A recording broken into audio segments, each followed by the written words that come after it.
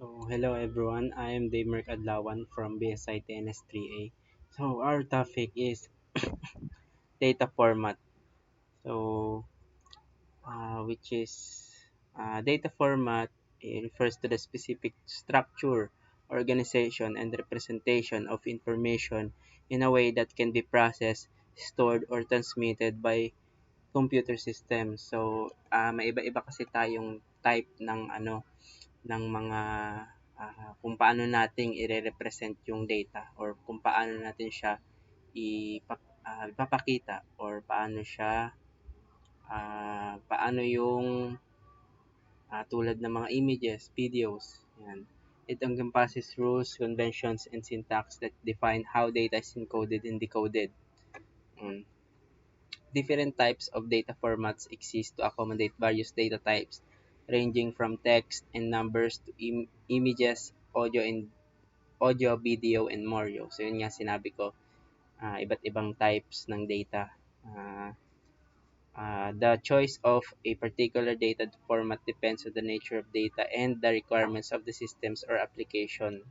Kung ano man yung, for example, mas gusto ko yung image. So, image, meron tayong image.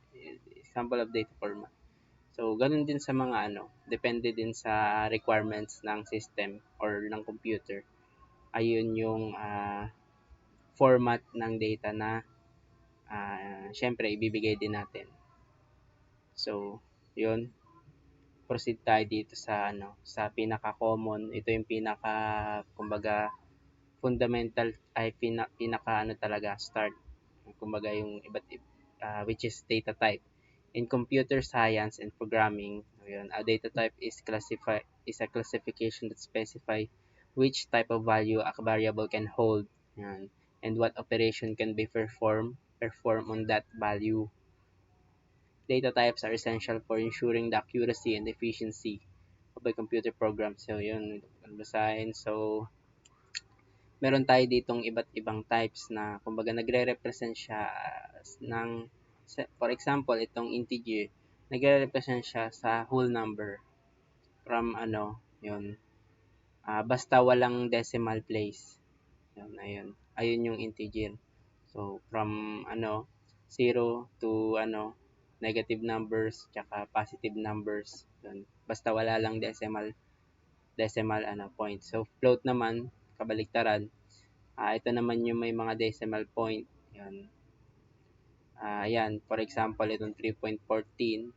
Sabay nga. Yan, negative 0.00. Yan, pati ito kasali. Yan. Ganyan lang yung representation niya. Yan. Kasi yan, kumbaga shortcut. Kumbaga notation, sa may notation yan. Boolean naman, which is true or false lang yung kanyang i-hold na data. Yung character naman, single lang. Halimbawa, mga letters lang, A hanggang Z, or any, pwede ding number basta naka-character siya. Kumbaga, naka-enclose siya sa single quotes. So, string naman, double quotes naman siya. Pwede siyang mag-contain ng word, sentence. Array naman, collection of kumbaga pwede tayong mag-store ng multiple string. Halimbawa, dalawang string, tatlong string, dalawang number, tatlong number. Yung pointer naman, ito yung kumbaga siya yung pinaglalagyan ng siya yung nagtuturo kung nasan ba yung original data. So, kailangan din natin yan kasi kumbaga wala tayong idea kung saan natin ini-store yung data sa loob ng memory kung wala tayong pointer. Yung struct naman, group, parang isang object siya na contain ng different, pwede tayong maglagay sa struct ng string, integer, yun, halo-halo na. So, enumeration naman, yan, define na, constant siya. Kumbaga, kapag naglagay ka na ganito yung value, na kapag na ganito yung value mo, yun, hindi na siya pwedeng baguhin sa mga susunod na program. So, void naman yun, wala siya. Represent the absence of a specific data type. It is often used in a function return types when function does not return yan. Simple lang yan kapag sa programming, pero ang pinaka talaga focus is yung data format, itong mga image format. Yan, isa yan sa example. Files that define how visual information such as pictures or graphic is encoded and stored in a digital file. So alam naman natin 'yan. So different image formats uses various compression techniques and algorithms to balance file size.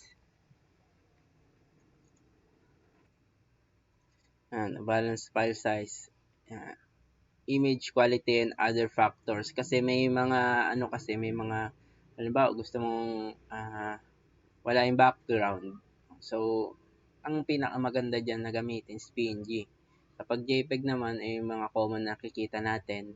So unahin natin yung JPEG, which is Joint Photographic Expert Group, is a widely used image format that employs lossy compression. It is well suited for photographs, yung images, yung natin, common nga natin nakita, with complex color gradients. So yun, 'di ba nga pag nagpi-picture tayo, hindi lang naman kasi isang color or black and white na yun. So yun, perfect siya for JPEG. Files relatively small but may experience a loss of quality during compression. So PNG naman, it's a lossless image format, meaning it retains high quality image without any loss of data. It supports transparency and transparency yung kumbaga wala siyang background nga. And is often used for graphics, logos, and images while preserving sharp details and transparency are essential. So GIF naman, graphic interchange format. So ito yung nakikita natin sa Messenger or sa Facebook, 'di ba? May GIF doon na pwede tayong mag-send. So ito yung ayun yung example ng GIF. Format commonly used, 'di ba? May mga animation or gumagalaw-galaw kapag ni-send tayo. So ayun yung GIF. So SVG naman, ang SVG kasi kumbaga may code pa siya bago ma-create yung yun nga, naka-XML base siya. Yun, kumbaga kailangan mag-hardcode ka talaga. Pero ang maganda dito is kahit i-zoom in, zoom out mo siya, walang pagbabago sa quality. So WebP naman is a modern image format developed by Google. So yun, 'di ba, pag tayo, minsan nakakapag-download tayo na akala natin image, tapos pagtingin natin is WebP pala. Tapos didiretso siya sa web browser mo kapag inopen mo yung file na yon. So ayun yung WebP. Ang meaning, ang niya pala, yan, WebP. Yan. Sa file formats naman, so naka-general na to, file formats, image lang, format lang yung nakaiwalay. So, a file format is standardized way of organizing, storing data in a file. It defines structure of data, the encoding method, and may include additional information or metadata. Yun. File formats are essential for ensuring that data can be consistently interpreted by different software application systems. So, 'di ba, sa Word, ang pinoproduce niya is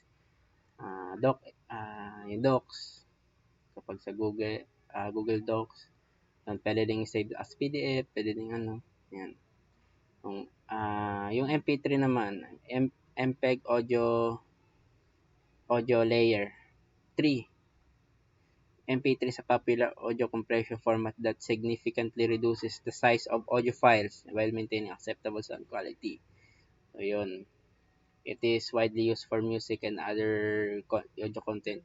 Kaya pala na more on MP3, 'di ba, yung nakikita nating file type nung ating mga audio dahil nga dito sa 'yon. Pero kumbaga pinapababa niya yung size, pero yung quality is andun pa rin. Sa WAV naman, audio din, is uncompressed, so meaning medyo mabigat-bigat to kapag Pero nga dahil nga sa medyo mataas yung niya, andun yung quality. Kumbaga yung high quality is nare-retain niya. It's commonly used for storing raw audio and is favored when audio file fidelity is a priority. Yun, audio fidelity. Yung pinaka-quality talaga.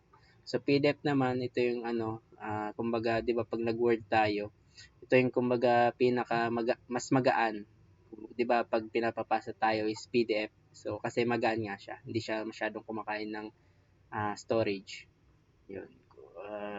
Naglalaman dito yung pwede mong ilagay text, pwede mong ilagay images sa loob ng PDF, so file format.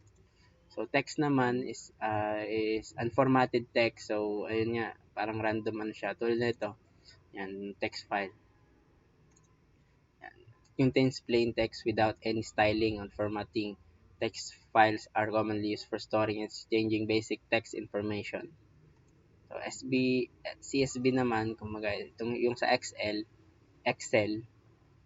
CSV is a tabular data format which each row represent a record and columns are separated by commas, and it's often used for exchanging data between spreadsheet application and databases. So yun, ginagamit sa database yung Excel or CSV na hindi natin masyadong ano as a developer kasi nga more on databases talaga na yung sa MySQL, MongoDB, so yun.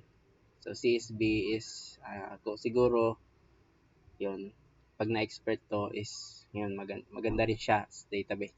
So MP4 naman, MP4 video naman siya, MP3 and MP4. Sa multimedia contain format that can store video, audio, and subtitles. So yun, kumbaga pinaghalo. Itong MP4 is nandito si MP3 kasi may audio din. And subtitles, it's a widely used for streaming, broadcasting, and sharing video content on the internet. Yun, MP4, more on MP4 type. May iba pa naman mga type ng para sa video, pero MP4 kadalasan nakikita. So, docx, Microsoft Open XML format, Word Open, yun, is a default file for Microsoft Word documents. It is an XML-based format that includes text, formatting, and other document elements. Ayan. Yun yung common na ginagamit natin kapag ah, nag-Word tayo. Ayun yung common na file na napoproduce natin. So, yun lang.